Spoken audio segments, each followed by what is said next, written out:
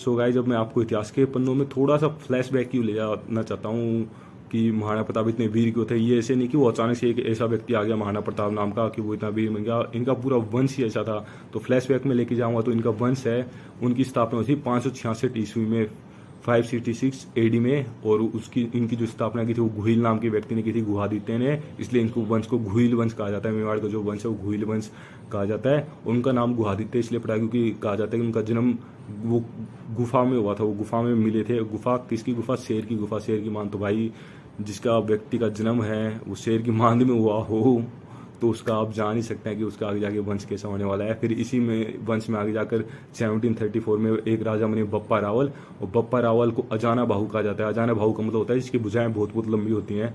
तो बेसिकली ये नहीं कि उनके जो हाथ हैं, उनकी जो भुजाएं हैं वो वास्तव में इतनी लंबी लंबी थी।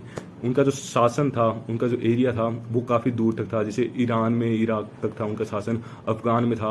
8th सेंचुरी में आई थिंक मोहम्मद बिन कासिम का भी 8th सेंचुरी में जो है वो आक्रमण हुआ था। तो उन्होंने मुगलों को इतनी बुरी तरीके से पटका, इतनी बुरी तरीके से रोंदा, उनको पीटते पीटते वो अफगान तक ले गए, अफगान की गजनी तक। और गजनी में जाके उनको हरा के आए और वहाँ अपना जो भांजा था उसको वहाँ गद्दी पर बैठा के आए। तो आप सोच सकते हैं कि कितने महान जो इनके महाराणा प्रताप के जो पूर्वज थे वो कितने महान हैं। उन्होंने कब से मुगलों से टक्कर लेना चालू कर दी थी। इन्हीं में आगे जाके वंश में 10th सेंचुरी में अल्लट हुए। अल्लट ने एक हुन राजकुमारी थी हरिया देवी, उनसे विवाह किया, तो वो एक अंतर्राष्ट्रीय विवाह था। तो भाई ये सारी चीज़ें निपुण थे अंतर्राष्ट्रीय विवाह में भी। जो आज से 1000 साल पहले अंतर्राष्ट्रीय विवाह आप लोग जान सकते हैं, आज के टाइम में हमें कोई अंग्रेजी नहीं मिल रही, उन्होंने तो आज से 1000 साल पहले ढूंढ ली थी। और फिर इसी का आगे जाके ये जो वंश है वो 2 घुइल वंश है, वो 2 शाखाओं में बट गया था, एक रावल शाखा और राणा शाखा। रावल शाखा का फिर यहाँ पे राज रहा था, राणा शाखा का इतना राज नहीं रहा था। रावल शाखा के जो अंतिम राजा थे वो रावल रतन सिंह थे, जिनकी मृत्यु 1303 में अलाउद्दीन खिलजी के साथ वॉर लड़ते वो वीरगति को प्राप्त हो गए थे। और उस टाइम में वो जो पद्मिनी वाला जो जोहर है वो उसी टाइम में हुआ था जहाँ पर पद्मिनी 1600 स्त्रियों के साथ पद्मिनी ने जोहर किया था। और रतन सिंह के छोटे भाई थे कुंभकर्ण। कुंभकर्ण भी हार से काफ़ी निराश हो गए थे रतन सिंह की, और वो वहाँ से नेपाल में चले गए थे। और नेपाल में जाकर उन्होंने घुइल वंश की नींव डाली।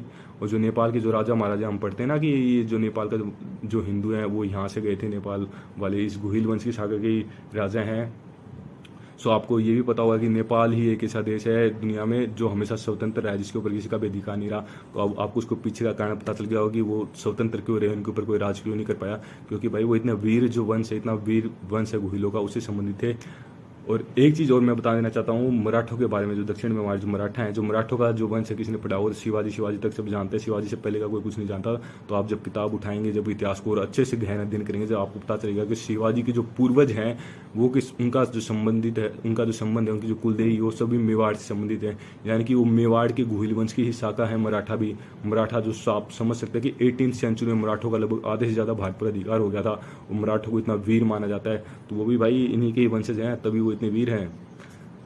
और अब उनके बाद में रतन सिंह के बाद में इनकी जो रावल शाखा थी वो समाप्त हो गई थी। और उसके बाद में इनके राणा शाखा के जो राजा थे हमीरदेव जी, जो कि सिसोदा गांव के निवासी थे, तो उनसे इनकी सिसोदिया शाखा राणा शाखा पुनः चालू हुई थी।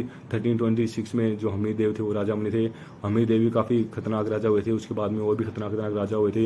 इनके एक और खतरनाक राजा हुए थे कुंभा। कुंभा तो भाई इतना खतरनाक था कि वो हर चीज़ में निपुण था, 360 डिग्री था। कह सकते हैं कि जैसे आज कल AB डिविलियर्स है ना, ग्राउंड में AB डिविलियर्स क्रिकेट खेलता है, वो 360 डिग्री शॉट मारता है, उसी तरीके से कुंभा उस टाइम के AB डिविलियर्स थे, वो 360 डिग्री थे। वो सांस्कृतिक उपलब्धियाँ देख ली उनकी, उनके वॉर्स हैं वो सभी वॉर्स देख लीजिए आप। और संगीत में भी उन्हें काफ़ी अच्छी नॉलेज थी। संगीत के ऊपर उन्होंने काफ़ी बुक्स वगैरह लिखी हैं, काफ़ी टीके वगैरह लिखे हैं। और उनके खिलाफ जो वॉर हुए थे, मालवा का जो एरिया पड़ता है MP का, मालवा के राजा से वो उन्होंने लड़े थे। फिर गुजरात के राजा से लड़े थे। फिर मालवा और गुजरात वालों ने जब आपस में एक बार उनको हरा नहीं पाए तो भाई दोनों ने गठजोड़ कर लिया, गठजोड़ टीम बना ली और दोनों ने कहा कि अब दोनों मिल के हराएंगे। लेकिन उन दोनों को फिर से महाराणा कुंभा ने वहीं पर टका, तो उनको भी वहाँ हराया। उसके अलावा उन्होंने संगीत के ऊपर उनकी नॉलेज थी। और साथ में उन्होंने काफ़ी मेवाड़ में टोटल 82 दुर्ग हैं, 82 में से 30 दुर्गों का निर्माण कुंभा ने ही करवाया था। तो कुंभा ही बहुत ग्रेट राजा हुए थे। उसके बाद में आगे चल के इनके एक और खतरनाक राजा हुए थे सांगा। सांगा के बारे में आप जानते होंगे, खानवा के युद्ध में सांगा की बाबर से हार हुई थी। और उसके बाद से भारत में इन मुगलों का जो शासनकाल है वो चालू हुआ था। तो उस सांगा के बारे में भी थोड़ी बहुत बता देना चाहता हूँ कि सांगा एक बहुत खतरनाक राजा था। खानवा के युद्ध में जब वो बाबर के साथ लड़ रहा था तो उनका एक पैर नहीं था, एक हाथ नहीं था, और एक आंख नहीं थी। उसके बाद में वो बाबर से लड़ रहे थे।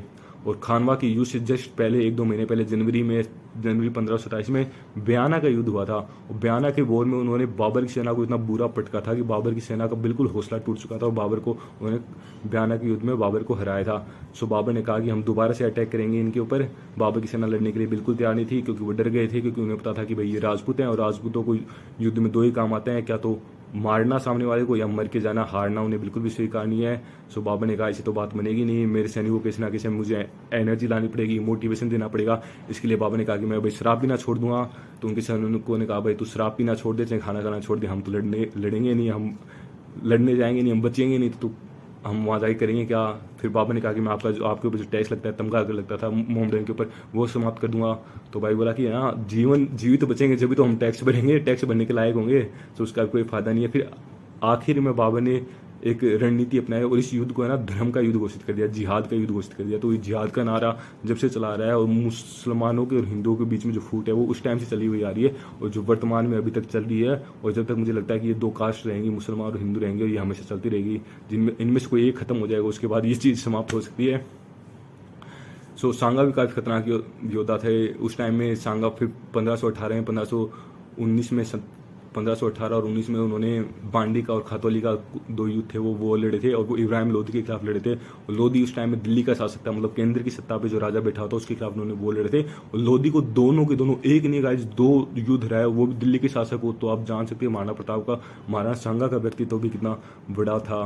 और उसी के वंश में आगे जाके फिर महाराणा प्रताप जैसे महान राजा हुए, महाराणा अमर सिंह जैसे महान राजा हुए।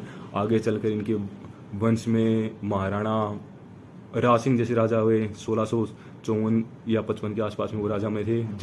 राज सिंह के बारे में भी, व्यक्तित्व के बारे में भी एक ये बात है कि जब औरंगजेब ने संपूर्ण भारत में मंदिर तोड़वाने चालू कर दिए थे, जो मूर्तियां हैं हिंदू देवी देवताओं का, उनका विनाश करना चालू कर दिया, तो महाराणा उनके खिलाफ, औरंगजेब के खिलाफ बोलने वाला पूरे भारत में कोई राजा नहीं था।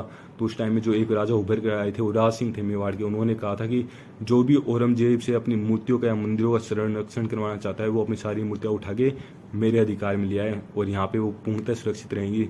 सो औरंगजेब भी महाराणा राज सिंह का कुछ नहीं बिगाड़ सके थे।